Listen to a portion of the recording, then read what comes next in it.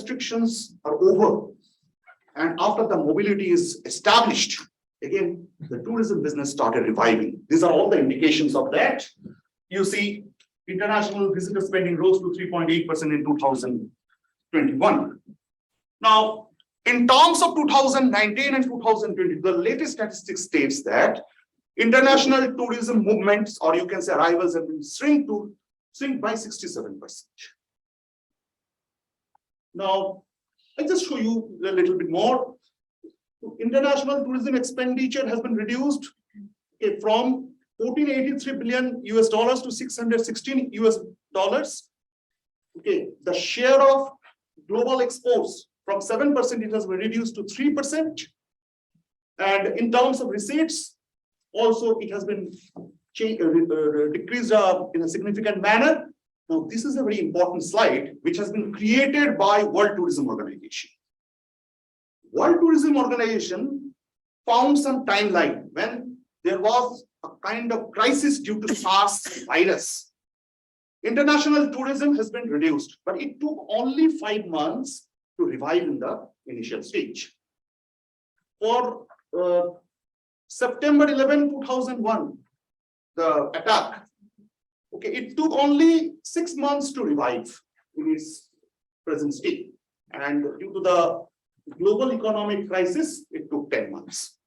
It indicates that in the coming year, in terms of tourism business, tourism receipts, tourism arrivals, tourism expenditure, global tourism will survive. It will be also enhanced. It will be increasing. There's no doubt. The prediction is very clear. You need not to be a kind of rocket scientist to make a prediction of this time. It will revive. It will survive. It will recoup. No doubt of it. Now, I just like to show you 2 cases. One, how tourism affects an economy, how it collapsed. A country collapsed. It's the case of Sri Lanka. Now, if you see the map, it's a very small island country, the southern part of India. Okay. And it has only 2.19 crores of population in terms of, when you compare with India, it's nothing. But they are very, I would say, they are very optimistic to regain their economy with the help of tourism. In the small island, you see, the tourism receipts were $4.66 billion. And number of tourist arrival was 2.03 million people in 2019. And you see, as per world ranking, in the South Asian part, it ranked 3rd after India and Bangladesh. Now, what was their policy? They have offered world-class tourism facilities at very low cost. And as a result, they found a lot of international tourists throughout the world visiting their country. And this statistic is also very important. In the small country, in 2019, the employees working in tourism sector was 1,74,000. It is, I would say, very significant. But you know, after this, what happened? When COVID affected the tourism, international tourists stopped coming to the country. I'm not telling it is due to only tourism the economy collapsed, but it is one of the major ingredients that they started lacking foreign exchanges, they started lacking inflow of revenues from international tourism, and it is a vicious circle, which finally this year May there was a coup, and you can say there was an unrest in the country, resulting the president flee from the country. And now it is in a great soup. Now it is a big question whether the economy will survive or not. But as per some recent studies, tourism became one of the very important indicators for the collapse. Now, during COVID, even after COVID, all the economies, whether it is developed economies or developing economies, with the help of the government, they tried to revive by setting policies. I would say reviving policies. Okay, every country has taken initiatives because tourism is a very significant sector to revive very quickly. Now, I just show you a case from Thailand. You know, it is an international tourism destination everybody knows. Okay, world tourists just visit Thailand for various different types of tourism.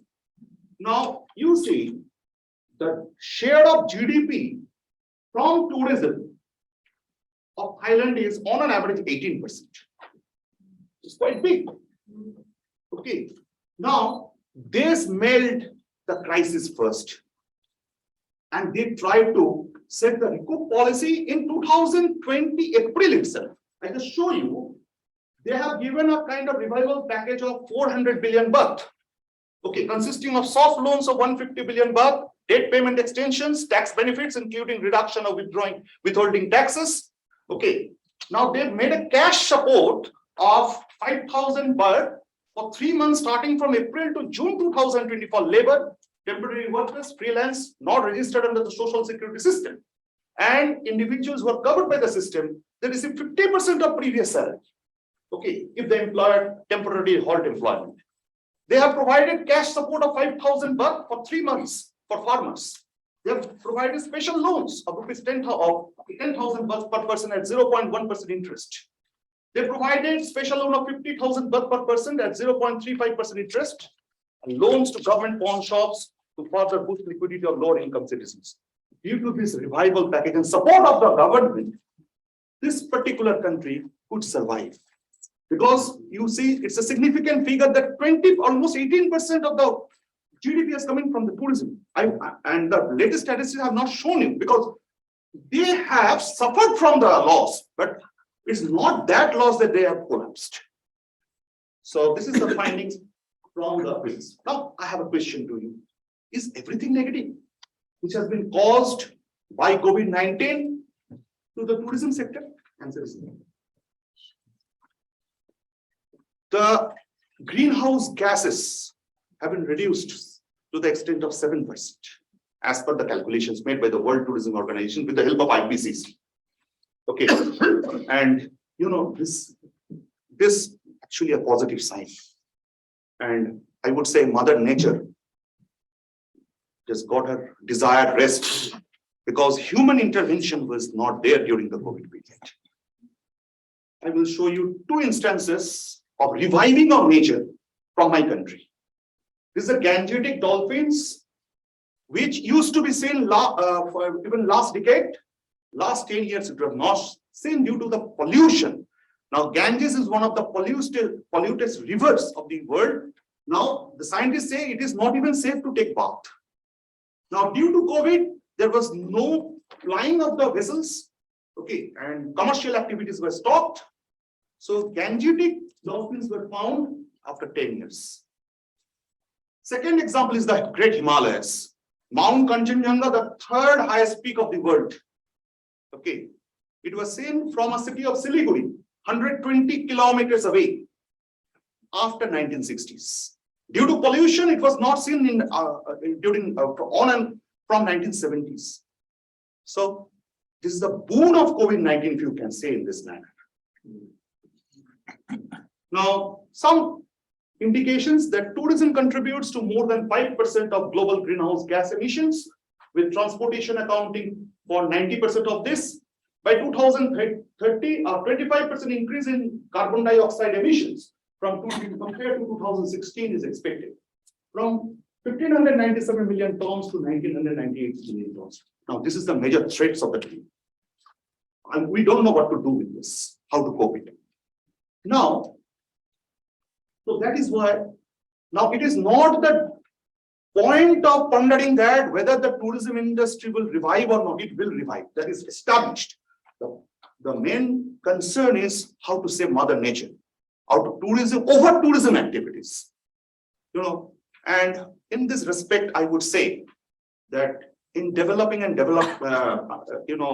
underdeveloped countries, whenever the entrepreneurs, including the government, they smell some profiteering from tourism, they immediately make over tourism of it. More and more entrepreneurs rush to a very pristine place and spoil the place. Even government join hands with them in order to earn more revenues. They close their eyes, okay, and indirectly support to flout various kinds of environmental acts, okay, pollution acts, then you can say the other environmental protection acts and whatever you can say, and this creates a problem permanently. And also, there is a misconception of development of many of us. I just can't restrain myself to show you a cartoon. Two friends, they are enjoying a pristine nature. Some are telling what a beautiful spot, the cry of the loon, the stillness of the lake, the scent of pine trees. Somebody saying the truly pristine wilderness. And finally, one friend saying, let's develop it. And you know, this kind of misconception helps to people like us to some extent. 10 years back, I purchased a farmhouse in a village. And when I offered a price to the seller, which is affordable to me, he said, I am not in a position to bargain your price because there's no development in this place. But I found a lush green village with pristine nature. But this concept of development is something very, I would say, very preluding. And as a result, in order to make development, natural attributes has been damaged permanently. So nature tourism transforms into mass or unsustainable tourism in Mumbai. I'll just show you the effect of profiteering. Darjeeling. This is a small village, Himalayan village, the photograph taken in 1925. This is the recent photograph, 2021. And it is vulnerable to the ecosystem. The scientists are telling a small earthquake of more than 4 in the Richter scale will destroy this. This is the effect of over-tourism. So, in the new millennium, Mother Nature is facing serious threats of damage and extinction. Antarctic ice are melting more than the expected pace, as estimated by the scientists. Amazon, considered to be the lung of the world, is being significantly deforested due to human intervention. You are getting the news in the newspaper.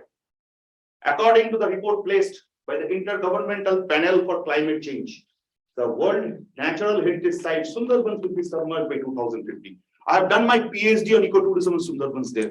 It's my bread and butter of that time. Now, if it does not exist, what's the use of making tourism? Either it's a business or it is a kind of, other commercial entities. That's why the big question is, if there is no nature, what's the necessity of developing nature? Is tourism. And IPCC has clearly mentioned the losses which have been done by the human intervention is permanent and beyond repairs. Now, what is the solution? Is there any sustainable solution to this crisis? There is no easy solution to the global tourism crisis. All the stakeholders of the tourism industry, business, researchers, academicians have to join hands to fight against the greedy mentality of the profiteering motives of the business.